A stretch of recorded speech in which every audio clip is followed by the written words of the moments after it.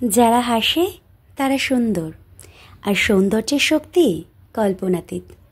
Hemlock society সিনেমায় পরমব্রত একটা গল্প বলেছিলেন, গোল্ডেন গেট ব্রিজের কাছে পাওয়া একটা সুইসাইড নোটের গল্প, যেখানে লেখা ছিল, আমি এই ব্রিজটা ধরে হেঁটে যাচ্ছি, কেউ যদি আমার দিকে একবার তাকিয়ে হাসে, আমি আর এই ব্রিজ থেকে ঝাঁপ দেব না। চিঠিটা খুব সুন্দর, কিন্তু গল্পটা বড় কুৎসিত। লোকটি মরে গিয়েছিল।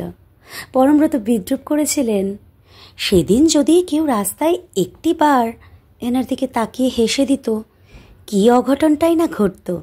একটা জলজ্যান্ত মানুষ বেঁচে যেত, একটা জীবন বেঁচে যেত। যারা হাসে তারা বাঁচায়। হাসা জরুরি। 2 লাইন লিখে যারা আমায় হো হো করে হাসায় প্রায়শই, আমি তাদেরকে খুব ভালোবাসি। মিম শেয়ার করে টাইমলাইন ভর্তি করে ফেলা প্রতিটি মানুষ আমার খুব পছন্দের। একটা ভারী মুহূর্তে 2 শক্তিশালী 5 লাইনের তলায় চাপা পড়ে যাদের অনর্গল কথা বলায় আমি ওদের ভালোবাসি। প্রতিটি হাস্যজ্জ্বল মানুষ আমার প্রিয়। একটা হাসি মুখের দাম 100 কোটি টাকা।